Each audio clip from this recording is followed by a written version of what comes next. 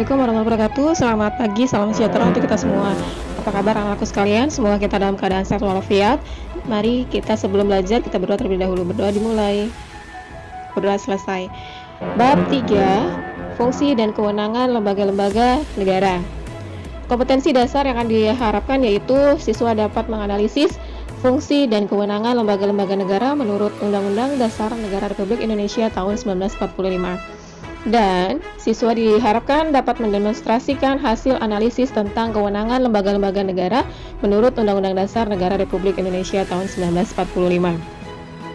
Tentunya, tujuan dari pembelajaran kita ini yaitu melalui model pembelajaran Discovery Learning, diharapkan siswa dapat menganalisis fungsi dan kewenangan lembaga-lembaga negara menurut Undang-Undang Dasar Negara Republik Indonesia tahun 1945.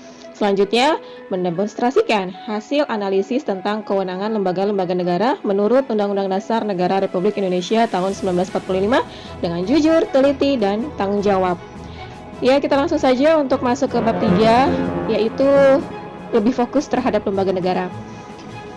Poin yang akan kita bahas submateri pertama yaitu struktur politik Indonesia. Submateri yang kedua, fungsi dan kewenangan lembaga negara, dan submateri ketiga yaitu penerapan pemerintahan yang baik atau good governance. Untuk pertemuan pertama kali ini, di bagian pertama ini yang akan kita bahas yaitu struktur politik Indonesia.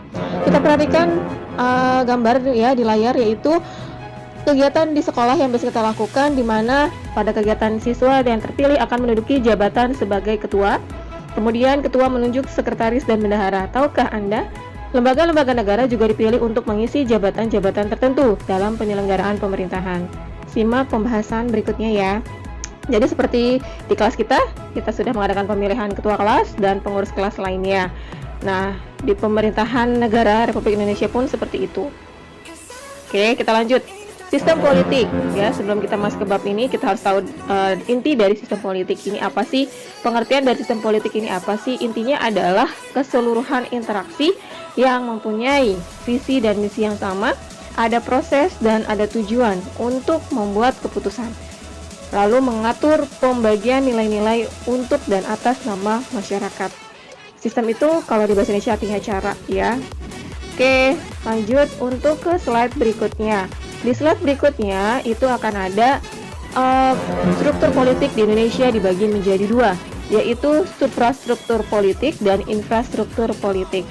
Adapun pengertian dari suprastruktur politik yaitu struktur politik pemerintahan yang berkaitan dengan lembaga negara. Suprastruktur politik merupakan lembaga pembuat keputusan politik yang sah. Jadi intinya adalah lembaga negara itu suprastruktur. Kalau infrastrukturnya, mesin politik masyarakat yang terdiri atas beberapa kelompok yang dibentuk berdasarkan kesamaan sosial, ekonomi, tujuan, dan kesamaan lainnya. Itu ya bedanya. Nah, untuk suprastruktur, perkembangan ketatanegaraan modern pada umumnya, elit politik pemerintah dibagi menjadi 3. Eksekutif, legislatif, dan yudikatif dengan sistem pembagian atau pemisahan kekuasaan. Nah, ini termasuk dari kategori suprastruktur politik yang mantap, yang harus didukung oleh infrastruktur politik ya dalam pemerintahan melalui wakil-wakilnya. Nah, untuk apa itu eksekutif, legislatif, dan yudikatif itu sudah kita bahas di materi bab sebelumnya ya. Oke, kita lanjut. Berikut adalah lembaga-lembaga negara ya. Udah pasti UUD 45 yang paling tertinggi, di mana di bawahnya menaungi ada KPU ya, lalu ada Bank Sentral, ada BPK, ada Presiden, ada DPR, ada MPR, lalu ada DPD, ada MA, ada MK, dan ada KY.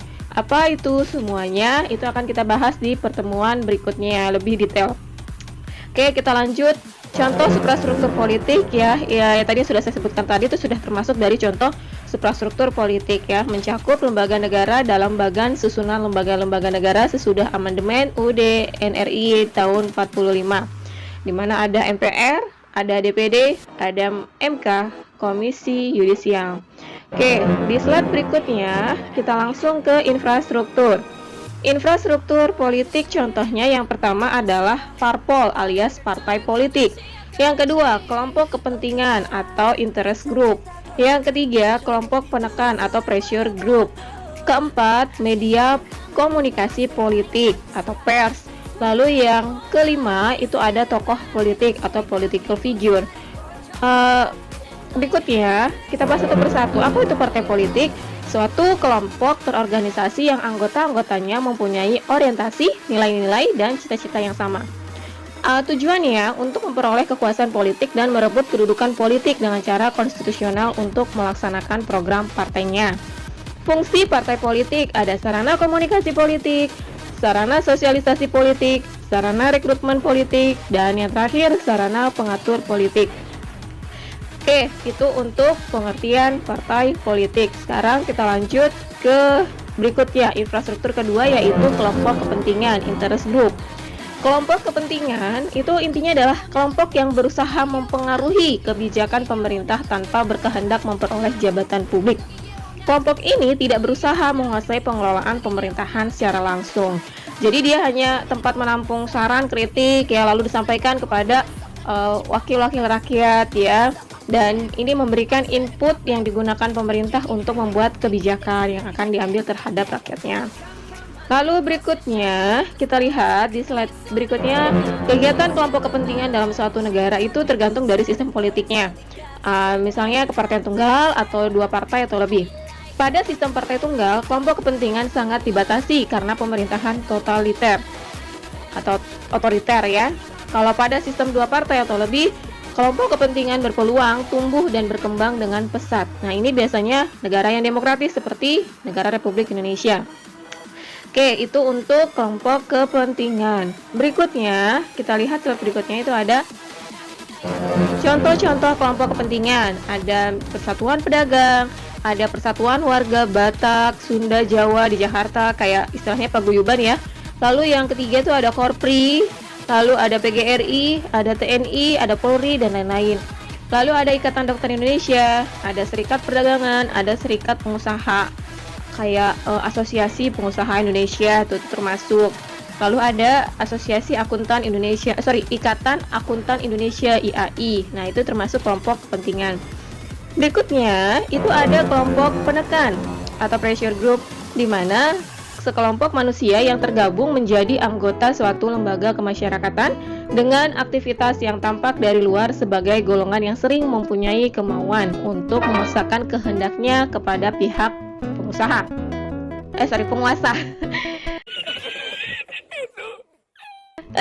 Terus berikutnya, kelompok penekan ini pun dia mempengaruhi kebijakan pemerintah melalui cara persuasi, propaganda, atau cara lain yang lebih efektif ya. Jadi menekan untuk mengambil kebijakan yang baik. Lalu berikutnya, kelompok penekan ini contohnya adalah LSM, Lembaga Swadaya Masyarakat. Lalu ada organisasi sosial keagamaan, lalu ada organisasi kepemudaan, lingkungan hidup, pembela hukum dan HAM, ada yayasan atau badan hukum lainnya. Misalnya kayak Komnas Anak, Komnas HAM itu juga termasuk dari kelompok penekan ya, yang selalu menuntut untuk membuat undang-undang perlindungan anak dan lain-lain. Oke, itu untuk kelompok penekan. Sekarang berikutnya kita lihat infrastruktur yang keempat, media komunikasi politik. Media komunikasi politik salah satu instrumen politik yang berfungsi menyampaikan informasi dan persuasi mengenai politik, baik dari pemerintah kepada masyarakat maupun sebaliknya. Merupakan benda mati yang sebagai perantara penyebaran dan pemberitaannya. Ini kayak pers ya, atau wartawan. Nah, itu termasuk dari media komunikasi politik. Jika kalian menjadi wartawan, ya jadilah wartawan yang jujur ya, yang tidak melebih-lebihkan beritanya. Oke, kita lanjut untuk ke slide berikutnya. Itu ada lanjutannya. Media komunikasi politik ya, itu contohnya surat kabar, telepon, fax, email, terus ada internet, ada televisi, radio, film, dan sebagainya. Itu dapat memainkan peran penting terhadap penyampaian informasi serta pembentukan atau mengubah pendapat umum dan sikap politik publik. Jadi diharapkan ketika kalian menjadi wartawan itu menyampaikan berita yang benar-benar apa adanya, yang tidak dilebih-lebihkan. Oke, itu untuk media komunikasi politik. Yang terakhir sepertinya slide berikutnya kita lihat tokoh politik ya, atau political figure. Di sini dikatakan bahwa tokoh politik itu ibaratnya orang yang bekerja di dunia politik dan eksis di kalangan masyarakat, berperan penting dalam mengambil keputusan-keputusan yang berpengaruh dalam suatu wilayah. Dan ketika kita ditanya siapakah tokoh politik di Indonesia, wah banyak sekali yang sudah berkecimpung di bidang politik ya. yaitu mantan-mantan presiden itu juga termasuk dari tokoh politik. Lalu berikutnya, tokoh politik ini, pengangkatan tokoh politik dilakukan melalui proses transformasi seleksi terhadap anggota masyarakat dari berbagai subkultur dan kualifikasi tertentu, transformasi dari peranan-peranan non-politis untuk memainkan peranan politik yang bersifat khusus, dan pengangkatan dan penugasan untuk menjalankan tugas-tugas politik. Sampai sini dulu untuk materi pertama, bab 3, kurang lebihnya mohon maaf. Wassalamualaikum, selamat pagi, salam sejahtera untuk kita semua.